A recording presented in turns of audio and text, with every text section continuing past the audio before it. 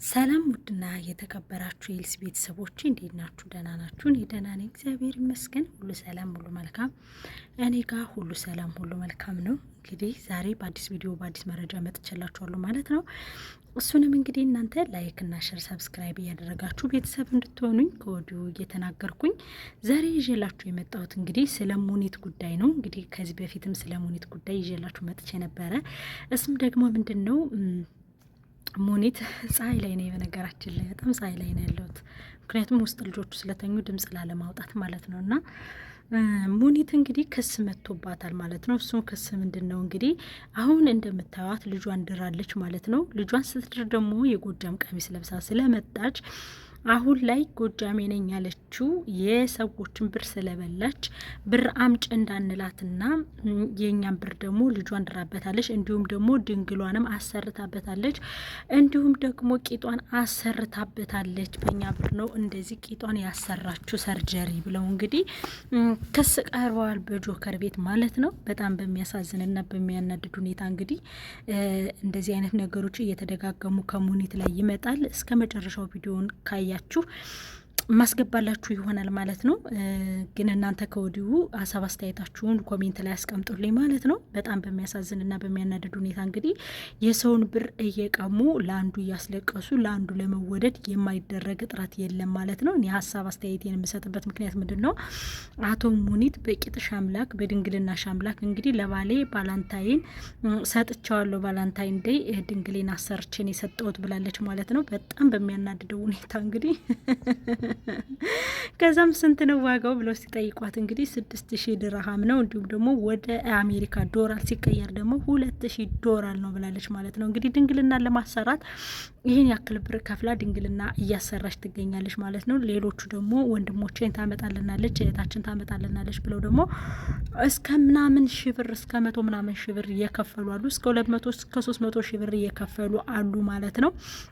እነሱም ደግሞ እንግዲህ የኛን ብር ወስዳ ነው ቂጧን ያሰራችበት፣ የኛን ብር ወስዳ ነው ልጇን የዳረችበት ብለው እንግዲህ ሯንዳ አድርገውታል። ከጆከር ቤት ገብተው ተከሳለች ማለት ነው። ሙኒት እንግዲህ እንደምታውቋት ከዚህ በፊትም ክርስቲያን ነበረች። ስሟም ደግሞ ማህደር ነበር የሚባለው፣ ስሟ ማህደር ነበር የሚባለው። ክርስቲያን ነበረች። እንግዲህ አንድ የጠነነ ወይም ደግሞ የጦዘጦዘ ሸማግሌ አግብታ ነው እንግዲህ ሀብታም የሆነችው ሙስሊምም የሆነችው ማለት ነው፣ የቀየረችው ማለት ነው እንጂ በፊት ማህደር ነበር ስሟ። ክርስቲያን ነበረች። እሷ እኛን አያስከፋንም፣ ችግር የለውም ብትሄድም ዋናው ማወቋ ነው፣ አውቃ መሄዷ ነው። እሱ እኛን አይመለከትም። እንዲሁ ላወራችሁ ለጨዋታው ድምቀት ነው እንጂ ምክንያቱም ስትናገር አስገባላችኋለሁ ራሷም ስለተናገረች ማለት ነው። እና እንግዲህ በዚህ ደረጃ ነው የሰዎችን ብር እየወሰደች የሰዎቹን ንብረት እየወሰደች ቂጧንም ድንግልናዋንም እያሰራች በ6000 ድርሃም አስባችሁታል። በጣም በሚያሳዝን ሁኔታ አንዷ እንግዲህ ከፈለግሽ ፊቴን ገፍቼ ላሳይሽ ማዲያቴን የሆንኩትን ላሳይሽ፣ ወንድሜ በረሃ ገብቶብኛል፣ አመጣለሁ አመጣልሻለሁ ብላ ብሬን ተቀብላለኝ።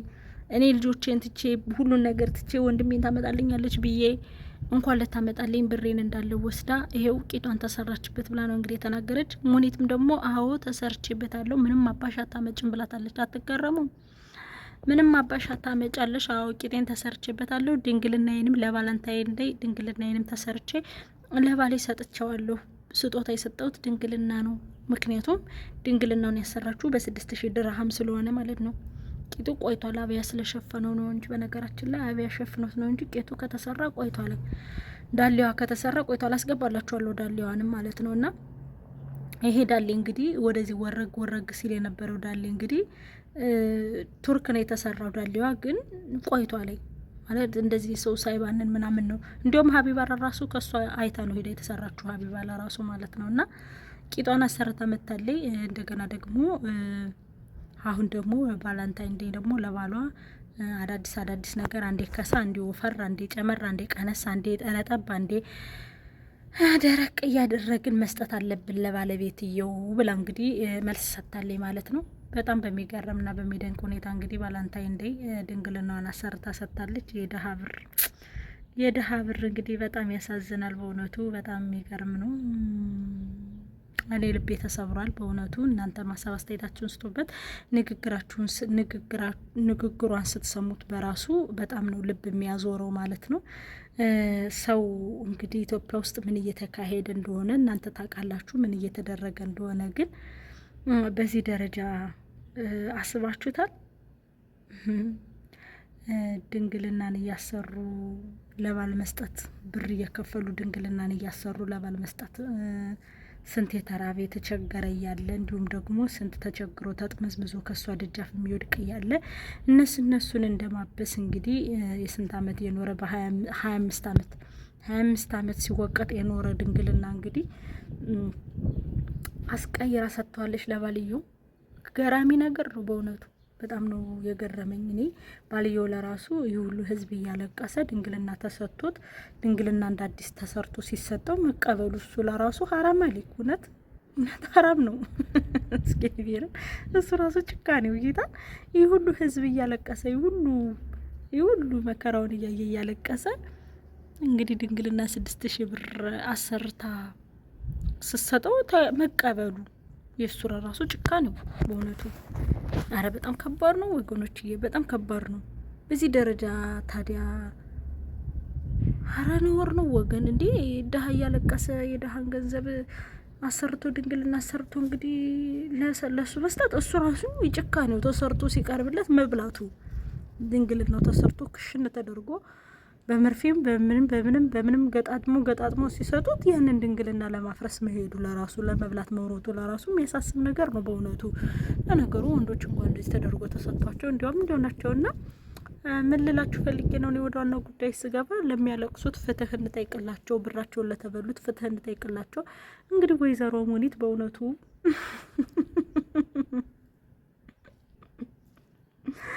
እኔ በጣም ነው ሰርፕራይዝ የሆንኩት። እና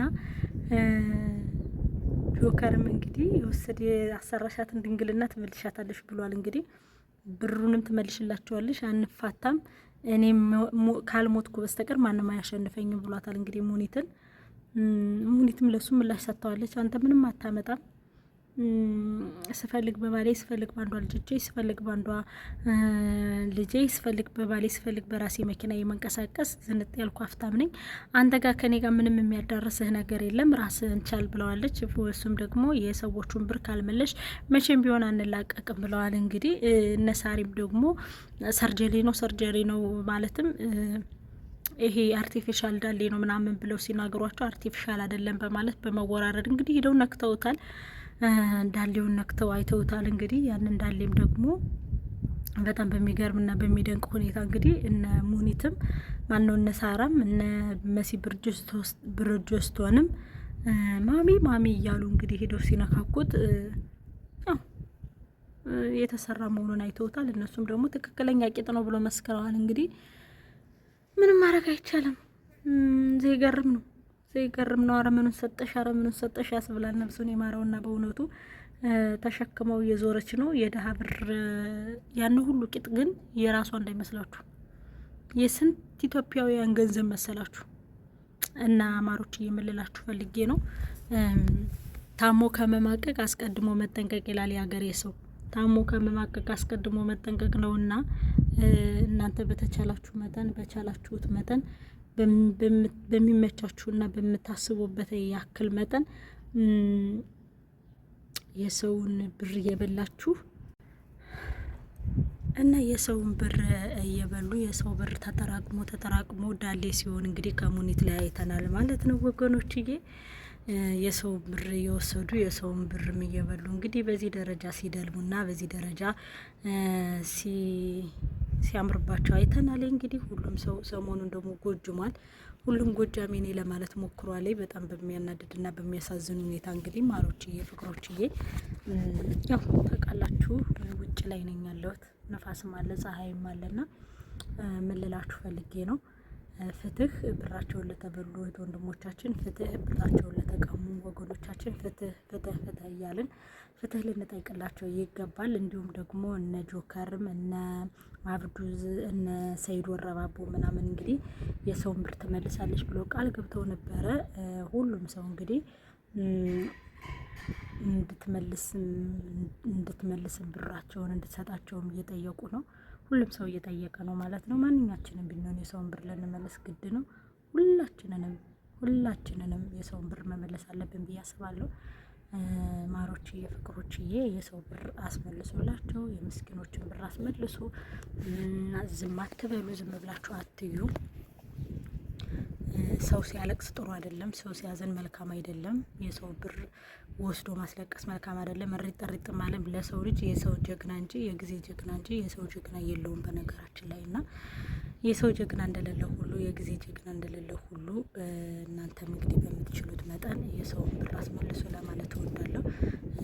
ጊዜ ያነሳል፣ ጊዜ ይጥላል። አንቺ ነው ከሰው እጅ ሊጥልሽ ይችላል። ሙኒት ከሰው እጅ ሊጥልሽ ይችላል። እንደዚህ እንደሆንሽ አትቀሪም፣ እንደዚህ እንደሆንሽ አታርፊም፣ እንደዚህ እንደሆንሽ ዝም አትይም። አንድ ቀን ይጥላል። ከባድ ነው። ቀን ይጥልና ካስከፋ ነው ሰው ላይ ካስለቀስ ነው ሰው ላይ ሊጥለን ይችላል። ቀን ማለት ነው። ቀን በጣም ከባድ ነው እና ቀን እንዳይጥልሽ፣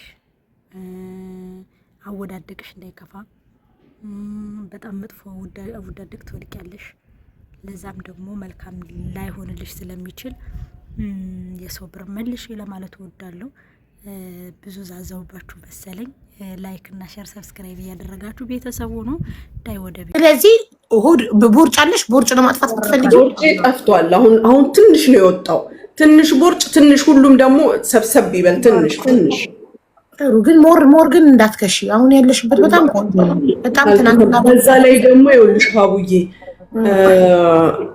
የንብረቱ ባለቤት ሁሌ አንድ አይነት እንዳይሆንበት አንዴ ታከሽለታለሽ፣ አንዴ ታወፍሪለታለሽ። እሱም ጥሩ ሀሳብ ነው። እየቀያየረ የትኛውም እንዳያምረው ምንም አይነት ለውጦችን እንዳያስብ እኔ ራሴ እቀያየራለሁ ከላይ እስከታች። ቀናልሽ ሀቡ በጣም ስማርት ባለቤትሽ አለ እንዴ? የለም ክፍሉ ገብቷል። ስለዚህ ገባሽ።